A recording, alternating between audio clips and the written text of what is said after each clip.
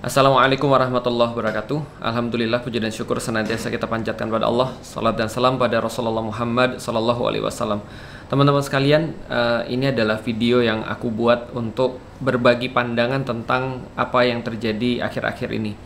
Terus terang memang akhir-akhir ini semua perhatian kita itu kayaknya tertuju fokus pada apa yang terjadi di Indonesia, yaitu adalah semacam kayak gelombang aksi orang-orang yang protes atas ketidakadilan, kesewenang-wenangan yang terjadi di Indonesia. Dan apa yang kita lewatkan dari dunia, yang kita lewatkan adalah ekskalasi genosida yang terjadi di Gaza. Karena kita tahu bahwasanya semenjak awal September ini Israel itu mendapatkan sebuah tekanan daripada lembaga-lembaga dunia, termasuk United Nations, untuk mendapatkan sanksi daripada apa yang dia lakukan berupa kejahatan kemanusiaan. Dan sebelum itu terus kemudian due date-nya sampai, maka Israel nggak punya pilihan, karena mereka juga kayak nanggung gitu, karena mereka nggak mau terlihat kalah, padahal memang sudah kalah secara opini dan juga secara perang. Mereka meningkatkan eskalasi pembunuhan, kebiadaban, kebengisan itu kemudian ditingkatkan untuk meratakan Gaza. Dan itu benar-benar parah beberapa hari terakhir ini semenjak awal September. Itu yang kita lewatkan. Yang kedua yang kita lewatkan adalah sebuah gerakan daripada negeri-negeri di Eropa yang mereka membentuk sebuah namanya Sumut Flotilla. Jadi kapal-kapal diberangkatkan untuk menembus blokade Gaza, dan itu sekitar kalau nggak salah ya sekitar 44 atau 49 negara dengan ratusan kapal untuk pergi ke Gaza melalui jalur laut, karena kita tahu jalur darat itu hanya bisa dari Mesir dan itu pun nggak works. Nah, ini adalah yang kita lewatkan juga. Dan ada juga banyak sekali aktivis-aktivis dari Indonesia yang bergabung dalam Sumut Nusantara, bagian daripada Sumut Flotilla ini, untuk menembus blokade Gaza.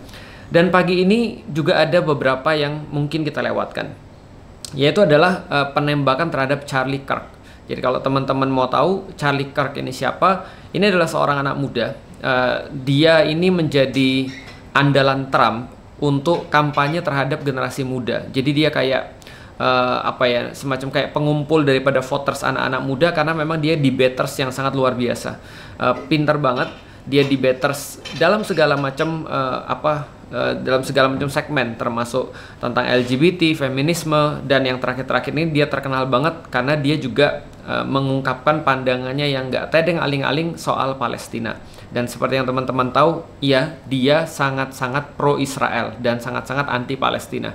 Bahkan tidak jarang kalau teman-teman ngeliatin video-video debatnya itu, dia benar-benar mengatakan ya nggak ada yang terjadi di Palestina, nggak ada tuh orang-orang lapar dan mati, nggak ada anak-anak kecil ditembak mati, itu nggak ada.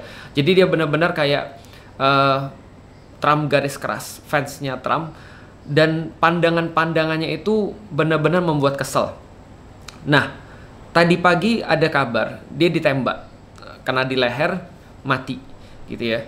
Nah, lalu bagaimana terus kemudian yang pengen aku sampaikan? Jadi teman-teman sekalian, perlu aku jelasin dulu, yang paling penting dalam video ini adalah tidak ada satupun orang yang layak mati dengan cara yang tidak hak. Jadi di dalam Islam, pandangan Islam sudah jelas sekali bahwasanya darah manusia itu sama sakralnya dengan kehormatan manusia dan sama sakralnya dengan harta manusia. Jadi tidak boleh kita mengambil harta, mengambil kehormatan, atau mengambil nyawa orang dengan tidak hak atau tanpa alasan yang benar. Kalaupun Islam itu mempunyai sebuah hukum yang berkaitan dengan menghilangkan nyawa, misalnya dalam kasus-kasus tertentu, Islam bisa aja memberikan hukuman yang menghilangkan nyawa. Tapi ini bukan sembarangan atau bisa dilakukan oleh semua orang. Kalau dalam bahasa Indonesia mungkin ya main hakim sendiri. Tapi dia harus dilakukan oleh pengadilan, harus dilakukan oleh yang punya kewenangan, yaitu adalah negara. Maka yang pertama dari sudut pandang Islam, Islam tidak melihat bahwasanya boleh untuk melakukan public execution atau eksekusi publik, eksekusi di keadaan umum. Dan kita tahu bahwasanya ini yang terjadi pada saat Charlie Kirk ini ditembak. Jadi dia ditembak ketika sedang melakukan debat seperti biasanya, dan luar biasanya ini ditembaknya dari jarak 180 meter. Jadi ini penembak jitu. Dan yang kita dapat juga kabarnya, yang ditangkap itu adalah seorang laki-laki, kelihatan lanjut usia, mungkin ya udah pasti di atas 60 kayaknya, dan dia kayaknya salah satu penembak jitu, dan mungkin senjata yang dipakai adalah ya cuma senjata berburu katanya, tapi dari 180 meter, jitu banget, dan katanya infonya itu adalah mantan tentara Amerika, dan infonya terdaftar di Partai Demokrat di Utah, tempat kejadiannya itu. Nah, jadi teman-teman sekalian bisa kita lihat, lucunya adalah Charlie Kirk ini di dalam hidupnya dia bilang dia siap mati untuk membela kebebasan orang untuk bisa punya senjata. Jadi kebebasan orang untuk punya pegang senjata sebagai bagian daripada Second Amendment yang ada di Amerika. Artinya ya dia bilang dia siap mati, dan akhirnya mungkin itu yang terjadi. Pertanyaan berikutnya, itu kan poin pertama. Lalu seperti apa pandanganku secara pribadi melihat ini semua? Jadi gini teman-teman sekalian ya. Orang sering bertanya tentang motif. Apa motif orang yang bunuh ini? Ini sekarang belum jelas, dan aku belum tahu, dan belum ada semacam kayak keterangan resmi tentang motifnya itu seperti apa. Tapi gini teman-teman sekalian, motifnya mungkin belum kita tahu, dan apa yang membuat ini terjadi juga masih kabur. Tapi yang jelas yang terjadi adalah sudah ada video yang beredar, tentara Israel itu ngebom Gaza, lalu kemudian ngerekam dirinya sendiri dan mengatakan ini untuk Kirk yang mati. Artinya mereka benar-benar yakin bahwa Kirk ini dibunuh karena pro kepada Israel. Dan gak hanya itu, Netanyahu langsung buat tweet untuk berbelasungkawa dan mengatakan bahwa yang dilakukan oleh Kirk adalah bagian daripada yaitu menyatakan kebenaran versi dia. Dan kayak seolah-olah kayak gini lah, Netanyahu seolah-olah merasa dia kehilangan satu orang yang belain Israel. Ini seperti itu sih. Dan dia senang sama Kirk ini karena Kirk selama ini belain, nyapuin Israel lah, nyapuin kebengisan dan kebiadabannya Israel. Jadi artinya kita belum tahu motifnya, tapi sudah ada pihak-pihak yang yakin banget bahwasanya ini berkaitan dengan kepentingan Israel. Oke, kalau gitu kita bahas ya. Kita bahas secara opini ya. Tadi kita udah bahas secara hukum seperti apa, bahwasanya kita tidak akan pernah setuju dengan orang-orang yang menghilangkan nyawa orang lain tanpa cara yang benar atau tanpa cara yang hak. Kalau di Indonesia ya mungkin kayak kemarin yang kita sudah sampein lah beberapa unpopular opinion, termasuk bahwasanya tidak serta-merta kalau kamu tuh disakiti atau kamu dizolimi, lantas kamu boleh untuk menzolimi orang, atau kamu boleh berbuat hal yang sama dalam kasus penjarahan misalnya. Itu hampir sama. Tapi coba kita lihat gini ya. Teman-teman sekalian, teman-teman harus tahu bahwasanya kita semua disturbing ketika melihat video itu ditembak di leher, darah ngucur, meninggal di tempat. Tapi teman-teman tahu, nyawa yang sama itu ada pada orang-orang di Gaza, dan kita lihat itu juga. Dan itu lebih parah. Teman-teman tahu stresnya. Aku secara pribadi, ketika ngeliatin video setiap hari, ada orang-orang mati di depan mata kita. Teman-teman tahu bagaimana stresnya seluruh orang-orang di dunia ketika ngedengerin Hind itu, terus kemudian ditelepon, lalu kemudian dia benar-benar takut, dan akhirnya dia mati dengan banyak sekali peluru di mobil itu. Teman-teman ngelihat ketika rumah-rumah diratain. Teman-teman tahu ketika ada orang kebakar. Teman-teman tahu ketika ada anak-anak ketimpa di bawah beton-beton bangunan. Dan di akhir-akhir ini teman-teman ngelihat sendiri, ada orang-orang yang ngeliput, lalu kemudian ditembak pakai rudal. Dagingnya berhamburan, darah di mana-mana. Itu kita lihat tiap hari.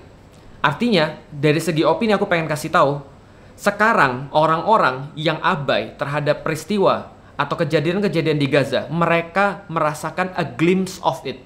Mereka merasakan sedikit rasa daripada apa yang dirasain oleh orang-orang yang selama ini ngeliat bahwasanya di Gaza itu yang mati manusia juga. Yang mati adalah orang juga, bukan sekedar angka. Orang yang mati, yang dibunuh tuh orang, yang punya keluarga, anak-anak, perempuan.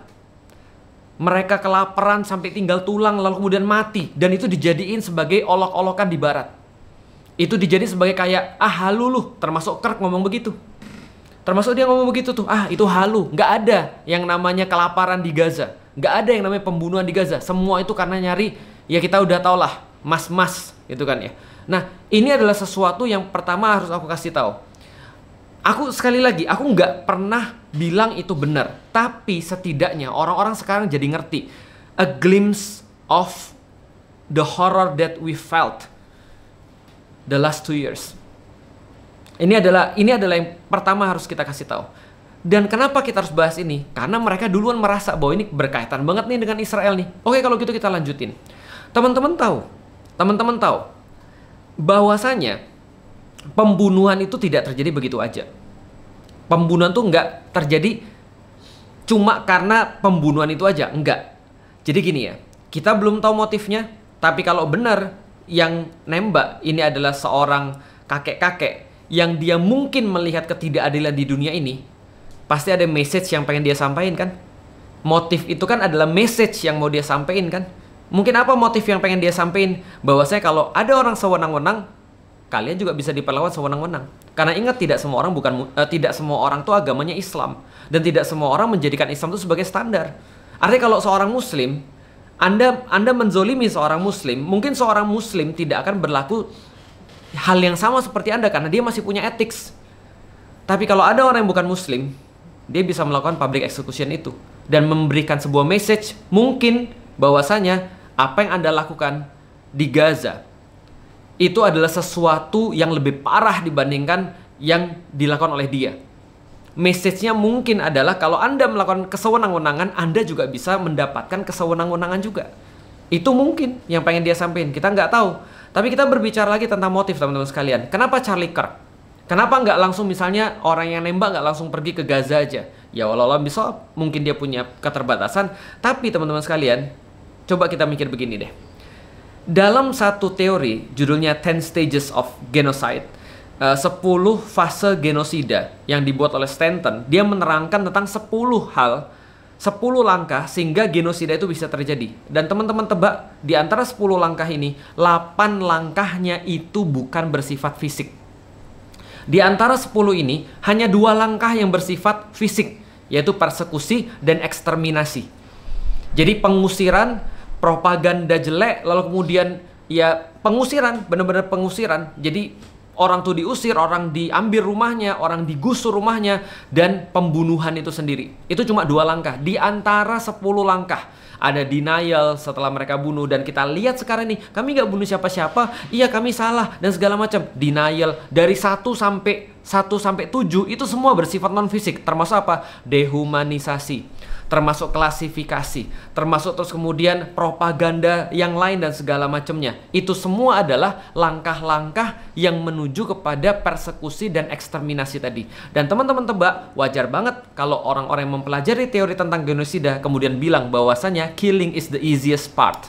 Bahwasanya membunuh itu, atau ngabisin orang itu, atau ngancurin orang itu, ngebakar orang itu, nembak kepala anak-anak itu adalah the easiest part. Adalah hal yang paling mudah setelah Anda punya framework itu, setelah Anda punya pembenaran yang bersifat non-fisik. Pembenaran ini dapatnya dari mana? Opini. Pembenaran ini dapatnya dari mana? Dari kata-kata narasi. Dan orang-orang seperti Charlie Kirk inilah yang bertanggung jawab terhadap narasi-narasi yang dibuat oleh Zionis, bahwasanya mereka tidak melakukan perbuatan yang salah. Bahwasanya orang Gaza tuh layak mati. Bahwasanya orang-orang Muslim itu adalah orang-orang yang teroris, ekstremis, dan mengambil alih. Dan dia ngomong itu kan ya, Charlie Kirk seorang Islamofobia. Dia bilang bahwasanya orang-orang Muslim tuh di mana-mana cari masalah. Orang Muslim tuh tidak cocok dengan peradaban Barat. Orang-orang Muslim tuh ekstrim, dan seterusnya, dan seterusnya, dan seterusnya. Ini yang dia coba untuk buat. Dan narasi ini ketika masuk ke kepala orang, maka orang ketika ngelihat apa yang terjadi di Gaza, maka mereka mengatakan wajar, karena killing is the easiest part. Maka orang-orang kayak dia bertanggung jawab banget. Artinya apa? Mungkin itu yang pengen disampaikan message-nya. Aku nggak tahu. Tapi yang jelas teman-teman sekalian, bagi kita secara pribadi, apa yang terjadi di Gaza itu nggak ada sebanding dengan apa yang terjadi baru-baru ini. Iya, kita nggak setuju, tapi kita juga harus mengambil sebuah pelajaran. Apa pelajaran pentingnya? Bahwasanya kesewenang-wenangan selalu akan memancing orang-orang untuk melakukan kekerasan. Untung kita Islam. Ketika kita Islam, kita tahu bahwasanya kita di Indonesia, kita tidak boleh, andaikan ada saudara-saudara kita di Gaza dibunuh oleh Israel misalnya, kita nggak boleh nyari di sini orang-orang Israel lalu kita bunuh balik. Kita nggak diajarin begitu. Kecuali kalau memang orang-orang yang ada di Gaza mereka melakukan perlawanan, lalu kemudian mereka melakukan apapun yang mereka bisa untuk melindungi harta, nyawa mereka, dan kehormatan mereka. Itu sudah diizinkan oleh Allah. Tapi Islam punya aturan. Tapi kalau teman-teman tahu, Karena kebetulan ketemu mungkin bukan dengan orang yang ngerti aturan itu. Dan mungkin juga dia terlalu pusing, dia terlalu stres, dia terlalu putus asa. Kayak yang kita rasain. 2 tahun, 700 hari kita melihat semua ini, kita menyaksikan, dipaksa menyaksikan semua ini, kesewenang-wenangan. Baru-baru ini kayak Israel ngantemin nyerang 5 negara dalam waktu 24 jam dan gak ada yang berani untuk balas sama sekali, gak ada yang berani untuk ngasih tahu ini, gak ada yang berani nampol nih bocah gitu maksudnya. Orang-orang putus asa kali, dan mereka udah gak mikir lagi.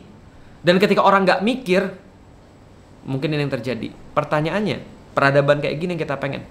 Maka teman-teman harus tahu, sebagaimana genosida itu dimulai dari pikiran, genosida itu dimulai dari narasi, genosida itu dimulai daripada kata-kata, genosida itu dimulai daripada labelisasi. Sedangkan killing is the easiest part.